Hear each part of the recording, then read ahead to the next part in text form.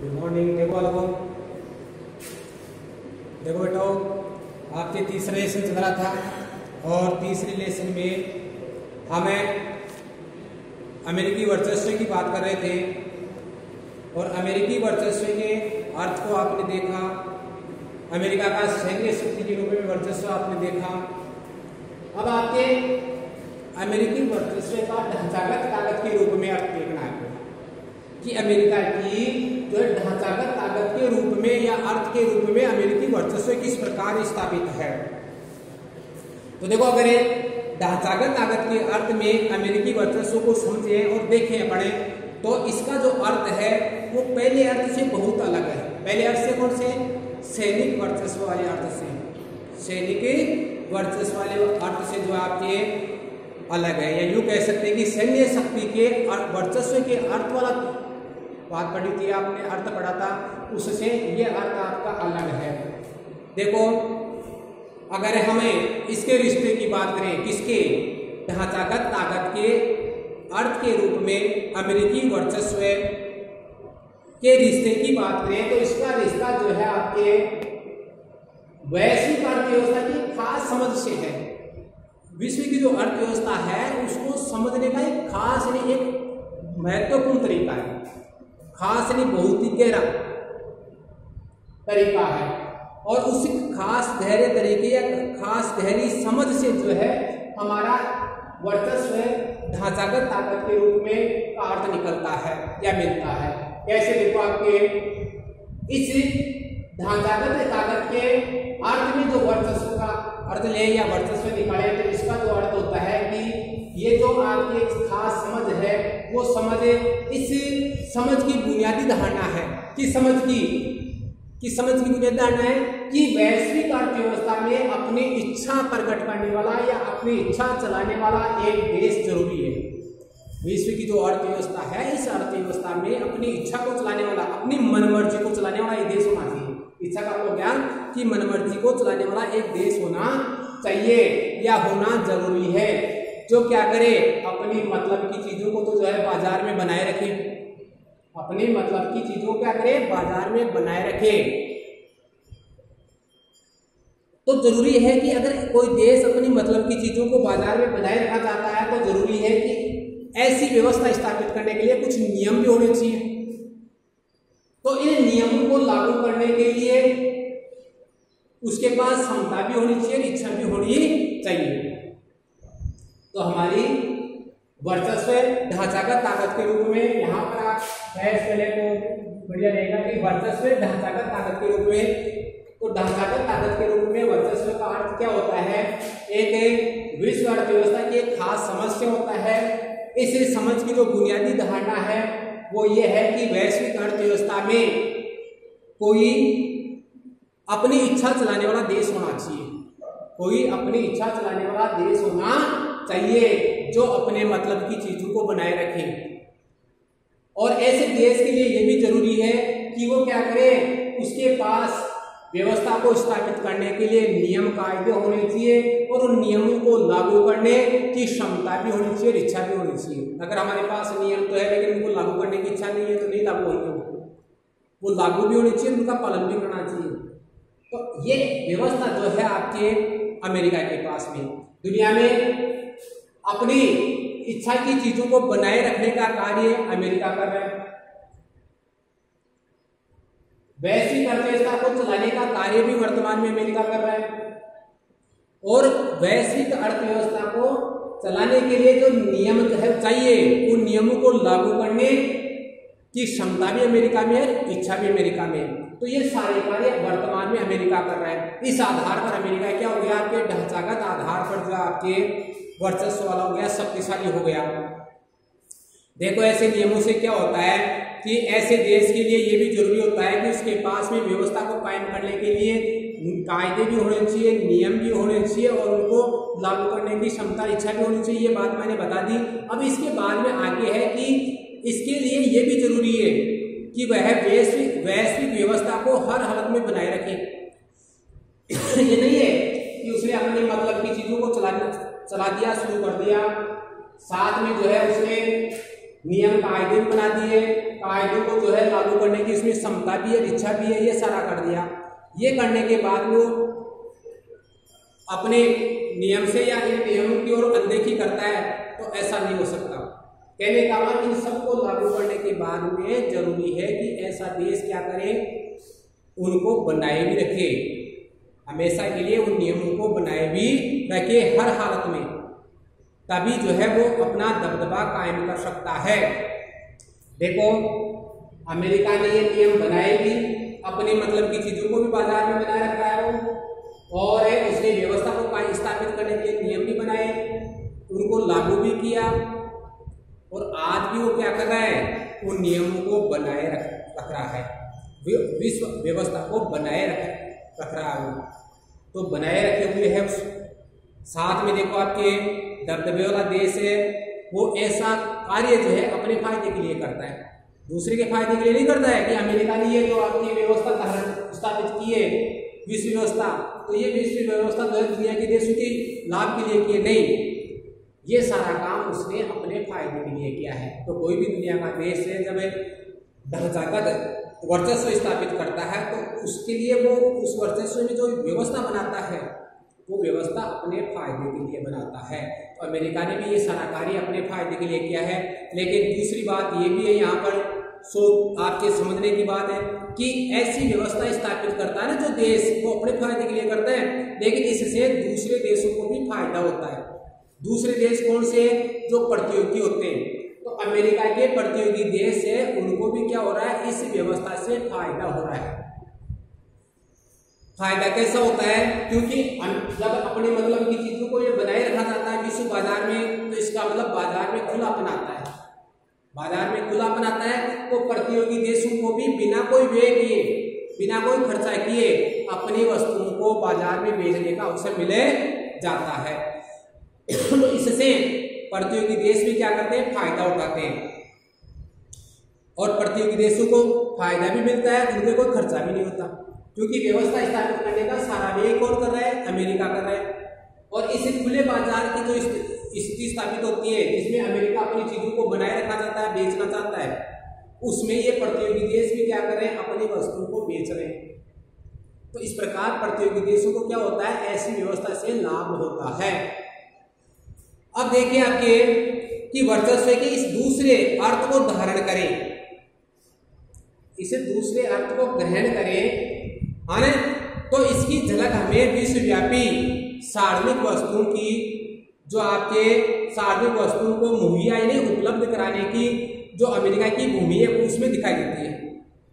कहने का मतलब है कि ढांचागत वर्चस्व है, इसका उदाहरण कहाँ दिखाई देता है हमें, तो ढांचागत जो वर्चस्व है उसकी झलक या उसका उदाहरण हमें कहाँ दिखाई देता है, विश्वव्यापी सार्वजनिक वस्तुएं, विश्व में सार्वजनिक वस्तुएं उपलब्ध कराने की अमेरिका की भूमिका में दिखाई देता है। अमेरिका विश्व को जो सार्वजनिक वस्तुएं उपलब्ध करा रहा है, वहां पर दिखाई देती है हमें यहाँ पर भूमिका। सार्वजनिक वस्तुएं क्या होती है, तो देखो सार्वजनिक वस्तुएं ऐसी वस्तुएं होती है या ऐसी चीजें होती है जिसका उपयोग कोई एक व्यक्ति करता है, कोई एक व्यक्ति करता है, तो दूसरे व्यक्ति को उपलब्ध इसी प्रकार की वस्तुओं में कोई कमी नहीं होती। सार्वजनिक वस्तुएं किसे कहते हैं, वे वस्तुएं जिनका उपयोग कोई एक व्यक्ति करे तो दूसरे को उपलब्ध वस्तुओं में कोई कमी नहीं हो या उसकी मात्रा में कोई कमी नहीं आए। जैसे मैंने आपको उदाहरण दिया है, स्वच्छ वायु है, सड़क सार्वजनिक वस्तुएं हैं, ये ऐसे उदाहरण हैं जो सार्वजनिक वस्तुओं के। अगर स्वच्छ वायु को एक व्यक्ति उपयोग करता है तो दूसरे की उपयोग में या उसके हिस्से में कोई कमी नहीं होती है। सड़क है, सड़क से एक व्यक्ति जाता है, दूसरा भी जा सकता है। यानी कि इन वस्तुओं का उपयोग करते हैं तो दूसरे व्यक्ति, यानी हमारे, जैसे मान लो आपने इसका उपयोग किया, सड़क का उपयोग आपने किया, अब मैं भी सड़क पर जाना चाहता हूँ, तो सड़क की उपलब्धता में मेरे लिए कोई कमी नहीं आएगी। तो इस प्रकार दूसरा भी जो है उपयोग करे उन वस्तुओं का, तो दूसरे के लिए भी उनकी उपलब्धता में कोई कमी नहीं आती है, उनकी मात्रा उतनी ही बनी रहती है। ऐसी वस्तुओं को हम सार्वजनिक वस्तुएं कहते हैं। तो वैश्विक अर्थव्यवस्था के संदर्भ में बात करें कि अपने कि सार्वजनिक वस्तुओं का सबसे बढ़िया उदाहरण दूसरा और ले। पहला उदाहरण तो कौन सा लिया अपन ने, सड़क है, स्वच्छ वायु है, जिनको क्या कर रहा है, विश्व स्तर पर अमेरिका बनाए रखना चाहता है, मुहैया करा रहा है। दूसरा उदाहरण लेते हैं अपने SLOCS, sea lane of communication. Sea lane of communication, इसका मतलब होता है समुद्री व्यापार मार्ग। समुद्री व्यापार मार्ग, समुद्री व्यापार मार्ग जिसका इस्तेमाल व्यापारिक जहाज करते हैं। व्यापार करने वाले जहाज इन समुद्री मार्गों से आते और जाते हैं और वो इनका उपयोग करते हैं। यह आपकी खुली अर्थव्यवस्था, जो आपकी खुली वैश्विक अर्थव्यवस्था है, इसमें मुक्त व्यापार समुद्री मार्गों के खुलेपन के द्वारा ही किया जा सकता है या खुलेपन के बिना नहीं हो सकता। तो वर्तमान में जो आपके मुक्त व्यापार हो रहा है, यानी बिना बाधा के एक देश से दूसरे देश में व्यापार करना क्या कहलाता है, मुक्त व्यापार कहलाता है। तो वर्तमान में जो आपकी खुली वैश्विक अर्थव्यवस्था है और इस अर्थव्यवस्था में आपके मुक्त जो व्यापार है वो समुद्री व्यापार मार्गों के बिना संभव नहीं है। और इनका खुलापन लाना किसके अधिकार में आता है, किसके दायित्व में आता है, अमेरिका के दायित्व में आता है। अमेरिका की जो नौसेना है, उस नौसेना की ताकत पर ही अमेरिका क्या कर रहा है, व्यापार मार्गों की आवाजाही के जो नियम है उनको तय करता है। अब देखो आपके दुनिया में जो भी आपके समुद्री व्यापार मार्ग है, उन व्यापार मार्गों के नियम निर्धारित करने का कार्य अमेरिका द्वारा करता है। और ये अमेरिका किस आधार पर कर रहा है, उसके पास में एक मजबूत नौसेना है। द्वितीय विश्व युद्ध से पहले ये कार्य ब्रिटेन द्वारा किया जाता था और विश्व में जो आपके अमेरिका की तरह ब्रिटेन एक शक्ति था। और इन्हें समुद्री मार्गों का निर्धारण है, इनका जो नियम बनाना है, ये नियमों का निर्माण करना और उनका संचालन करना जो है ब्रिटेन के द्वारा किया जाता था, क्योंकि उस समय ब्रिटेन के पास एक जो है आपके शक्तिशाली नौसेना थी। लेकिन द्वितीय विश्व युद्ध के बाद में ब्रिटेन की जो नौसेना शक्ति है वो बढ़ गई, कमजोर हो गई और अमेरिका की बढ़ गई।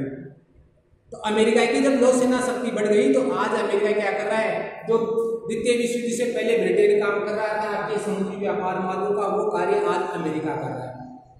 इस प्रकार इन्हें मार्गों का संचालन करने, इनके नियम बनाने का दायित्व अमेरिका निभा रहा है और अमेरिका इसके कार्य अपने वर्चस्व के आधार पर कर रहा है। किसके आधार पर कर रहा है, अपने वर्चस्व से कर रहा है। तो देखो आपके आज अगर अमेरिकी नौसेना की शक्ति को देखा जाए इन मार्गों के आधार पर है, तो दुनिया का कोई भी जो है ऐसा महासागर नहीं मिलेगा जहां पर अमेरिकी नौसेना की उपस्थिति नहीं हो।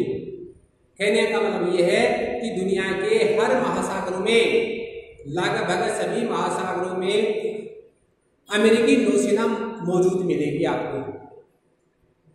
वैश्विक सार्वजनिक वस्तु का एक और अगर उदाहरण ले अपने, तो अगला उदाहरण आपके है इंटरनेट। क्या है, इंटरनेट।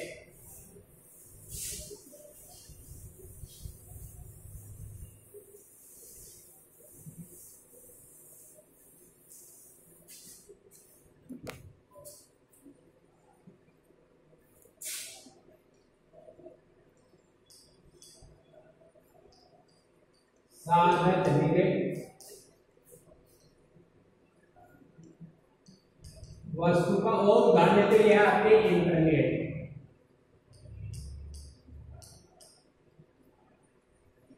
आप सब यूज करते हैं इंटरनेट का उपयोग, आप सब यूज करते हैं, आप सब उपयोग करते हैं इसका। हालांकि आज इंटरनेट के जरिए वर्ल्ड वाइड वेब www लिखते हैं, वर्ल्ड वाइड वेव, अर्थात जगत जोड़ता जाल। क्या लिखेंगे, जगत जोड़ता जाल। इसका अर्थ होता है, जो आप www लिखते हैं किसी भी वेबसाइट के आगे अगर www लिखते हैं तो इसका मतलब हो गया कि वर्ल्ड वाइड वेब, अर्थात जगत जोड़ता जाल है, जगत को जोड़ने वाला जाल ये इंटरनेट आपका। इंटरनेट है। तो देखो, हालांकि आज जो इंटरनेट है इसी के जरिए हम क्या करते हैं, वर्ल्ड वाइड वेब यानी जगत जोड़ता जाल का जो आभासी आपका संसार है वो साकार हो गया है या साकार होता दिखाई देता है कि हम आभासी रूप से जुड़े हुए हैं, वास्तविक रूप से नहीं जुड़े हुए हैं। वास्तविक रूप से तो हम आमने सामने वास्तव में होते हैं तो वास्तविक रूप है, और नहीं तो हम इंटरनेट से जुड़ रहे हैं तो वो आभासी रूप है, आभासी रूप से जुड़ा हुआ है। लेकिन हमें ये नहीं भूलना चाहिए, क्या नहीं भूलना चाहिए कि इंटरनेट अमेरिकी नौसेना की या सैन्य क्षमता की जो अनुसंधान है, सैन्य अनुसंधान की जो परियोजनाएं हैं उन परियोजनाओं का ही परिणाम है।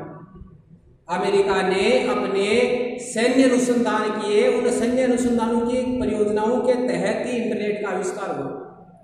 वो अपनी सैनिक शक्ति को मजबूत करना चाहता था, और इसे मजबूत करने के लिए जो खोजें की उसने, उन्हीं के परिणाम स्वरूप जो आपकी ये इंटरनेट की जो व्यवस्था है वो स्थापित हो पाई है। ये परियोजना कौन सी, इंटरनेट की परियोजना 1950 में जो है आपके शुरू हुई थी। कब शुरू हुई थी? 1950 में।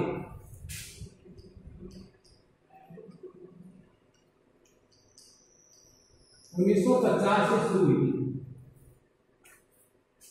परिणाम किसका है?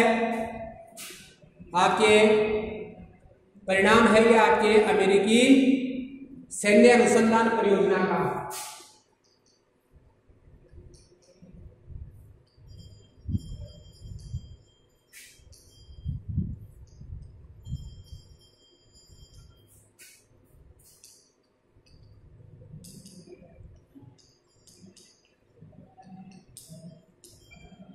अनुसंधान मतलब खोज, सैन्य शक्ति को मजबूत करने के लिए जो खोजें की गई उन्हीं के परिणाम स्वरूप जो है आपके इंटरनेट की खोज हुई, है ना। और ये इंटरनेट की जो परियोजना है इसकी शुरुआत कब हुई? 1950 में हुई। आज भी इंटरनेट जो है आपके उपग्रहों के एक वैश्विक तंत्र पर निर्भर करता है। बिना उपग्रह के इंटरनेट का संचालन नहीं होता है। इंटरनेट जो है उपग्रह द्वारा ही क्या किया जाता है, फैलाया जाता है इसकी तरंगों को। तो उपग्रह के बिना जो है आपके इंटरनेट संभव नहीं है, और इनमें अधिकांश उपग्रह अमेरिका के हैं। इंटरनेट के लिए क्या जरूरी है? उपग्रह। कौन से? कृत्रिम। और ये ज्यादातर जो उपग्रह है वो आपके किसके हैं? अमेरिका के हैं। किनके हैं? अमेरिका के हैं। तो कहने का मतलब इसी इंटरनेट में भी किसका वर्चस्व है? अमेरिका का है। ज्यादातर जो आपके अमेरिका के हैं,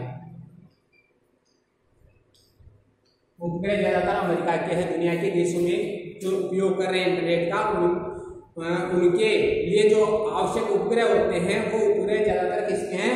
अमेरिका के हैं।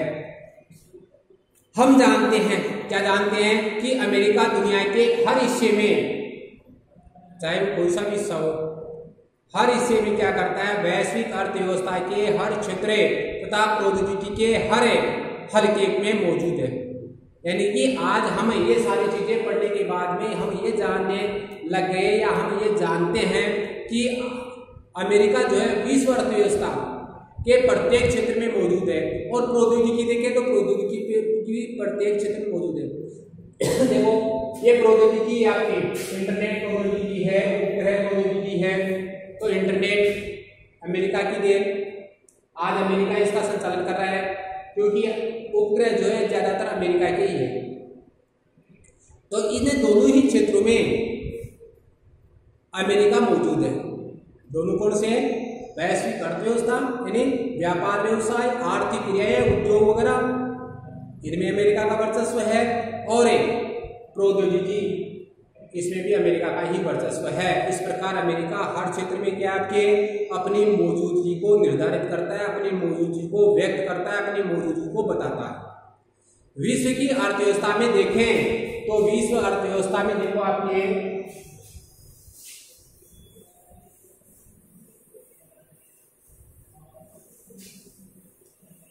विश्व अर्थव्यवस्था में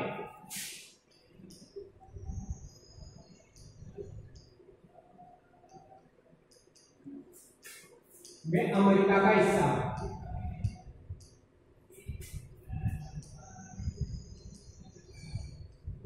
21% है। कितना है? 21% है। अमेरिका अपने विश्व की अर्थव्यवस्था में अपनी 21% हिस्सेदारी निभाता है। कहने का मतलब जितना भी व्यापार होता है उसमें 21% अमेरिका का है, जितने भी वस्तुओं का उत्पादन होता है उसमें 21% अमेरिका का है, जितने भी उद्योग है उन उद्योगों में उत्पादन होता है तो अमेरिका का है। यानी व्यापार व्यवसाय तो सबको मिलाकर के जो मुद्रा के उद्देश्य से किए जाने वाले सारे कार्य अर्थव्यवस्था में आते हैं और उनमें 21% किसकी है? अमेरिका की हिस्सेदारी है। यदि हमें विश्व व्यापार में यूरोपीय संघ के अंदरूनी व्यापार को यूरोपीय संघ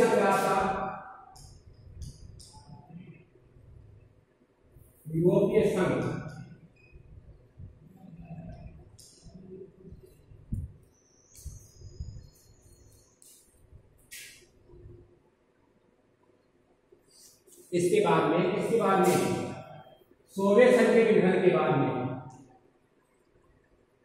सोवियत संघ के विघटन के बाद हालांकि प्रक्रिया पहले से शुरू हुई थी, लेकिन बाद में स्पष्ट रूप से उजागर हो गया कि यूरोप के कुछ देशों ने मिलकर के संघ का निर्माण किया और आज यूरोप के लगभग ज्यादातर जो आपके कहें लगभग अधिकांश देश यूरोपीय संघ के सदस्य हैं। तो इस प्रकार के यूरोप महाद्वीप के देशों का एक संघ बना हुआ है। इस संघ में क्या व्यवस्था की गई है? ये संघ क्यों बनाया है? ये संघ जो व्यापार व्यवसाय को बढ़ाने के लिए किया गया है, स्थापित किया गया है। यूरोप के देशों ने देखा कि वहां पर जब आपके व्यापार हो रहा था तो एक देश को दूसरे देश में वस्तुएं बेचने में बाधा उत्पन्न होती थी, क्योंकि व्यापार के जो नियम थे प्रत्येक देश में मुद्रा का आदान प्रदान करने में समस्या आती थी। इसलिए व्यापार को सरल बनाने के लिए इन्होंने संघ बनाया और इस संघ की क्या विशेषता रखती? इसके तहत क्या प्रयास किए गए? इसके तहत वो एक ही तो मुद्रा करती यूरो, एक ही मुद्रा करती और व्यापार के जो नियम थे, व्यापार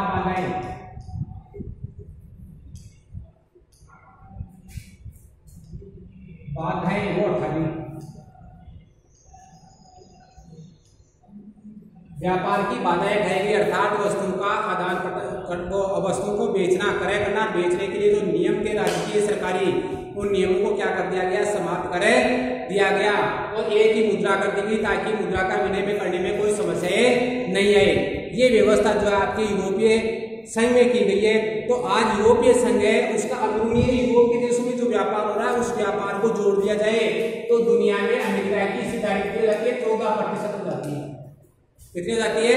14% हिस्सेदारी हो जाती है अगर इस व्यापार को जोड़े तो। और अगर अंदरूनी व्यापार को नहीं जोड़े तो विश्व व्यापार में अमेरिका का भाग कितना है? 21% हिस्सेदारी है। 21% भाग आपके विश्व की, देखो आपके विश्व की अर्थव्यवस्था का एक भी ऐसा क्षेत्र नहीं है जहां जो आपके कोई अमेरिकी कंपनी अग्रणीय कंपनियों में नहीं हो।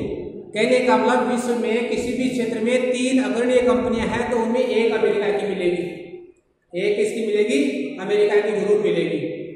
ऐसा नहीं है कि तीनों में कोई अमेरिका की कंपनी नहीं है।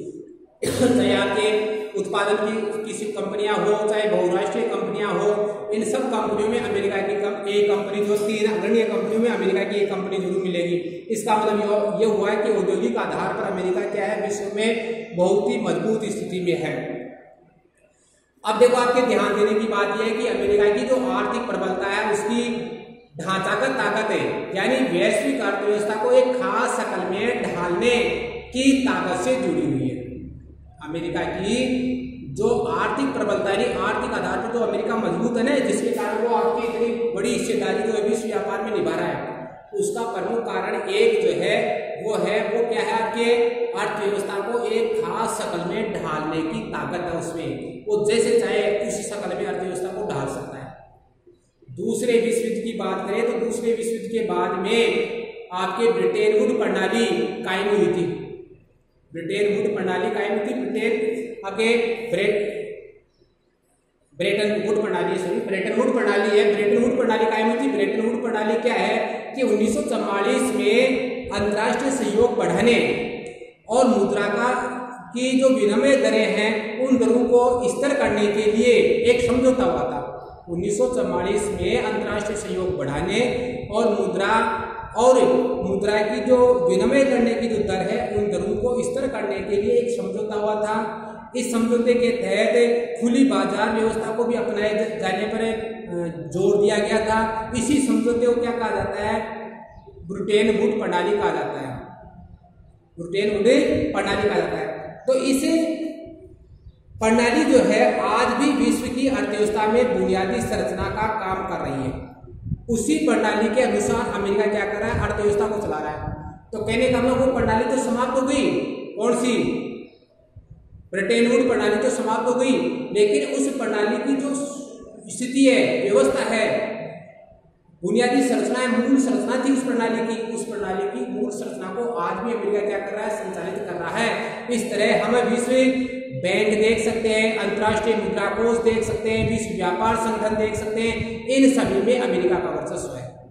ये सभी संगठन अमेरिकी वर्चस्व के अनुसार कार्य करते हैं और अमेरिकी वर्चस्व का परिणाम है तीन संगठन आपके। अमेरिकी ढांचागत ताकत की बात करें तो एक उदाहरण और आता है हमारे, एक उदाहरण जो है आपके अमेरिकी वर्चस्व के ढांचागत जो आपके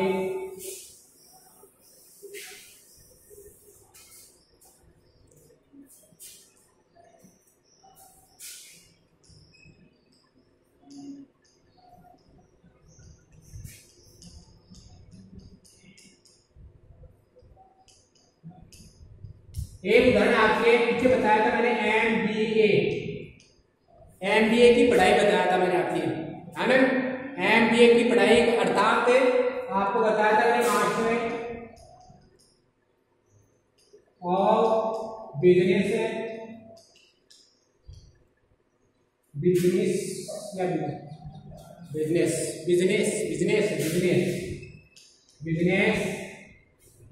मास्टर ऑफ बिजनेस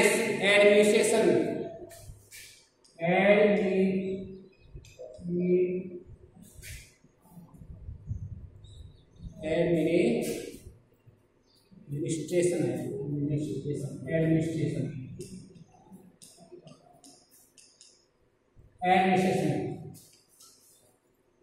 ये आपके व्यवसाय को मैनेजमेंट करने का, यानी कि व्यवसाय को बनाने, व्यवसाय को चलाने का एक तरीका है, एक डिग्री है, एक प्रशिक्षण है, एक तरह से एक शिक्षा है, एक स्तर है आपकी।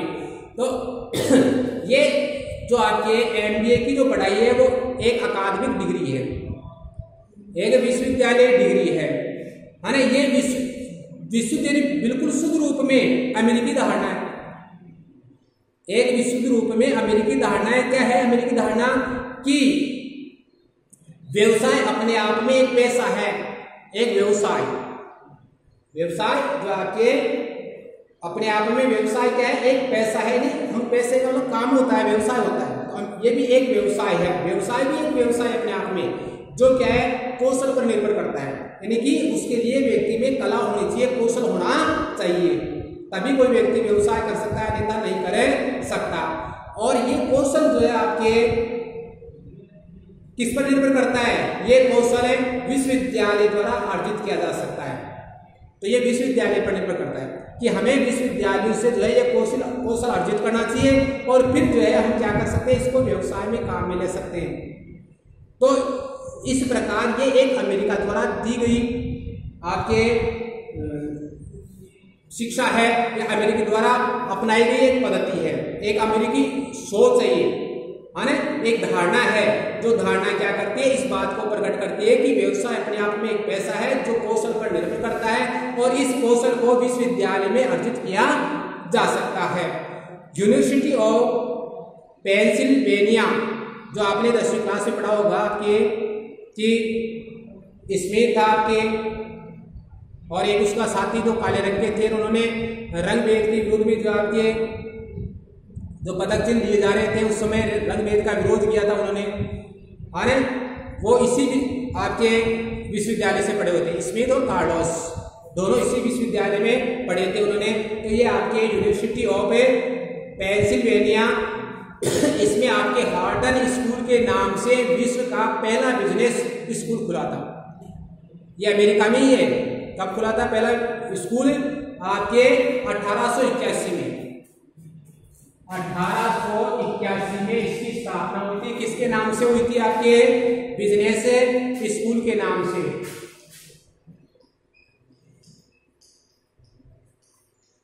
स्कूल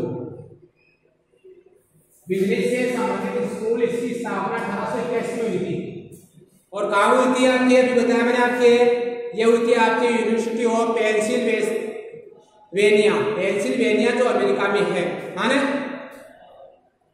इसकी स्थापना 1881 में हुई थी। और एमबीए की जो शुरुआती पाठ्यक्रम, एमबीए का शुरुआती पाठ्यक्रम 1900 में शुरू हुआ था। कब शुरू हुआ था? 1900 ईस्वी में शुरू हुआ था। कहां पर है? अमेरिका में। और अमेरिका के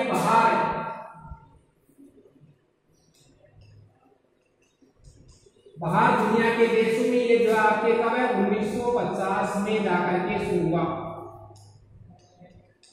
1950 में जाकर के शुरू हुआ। आज दुनिया का कोई ऐसा देश नहीं है जो एमबीए की पढ़ाई को महत्व नहीं देता, जहां पर एमबीए की पढ़ाई नहीं की जाती।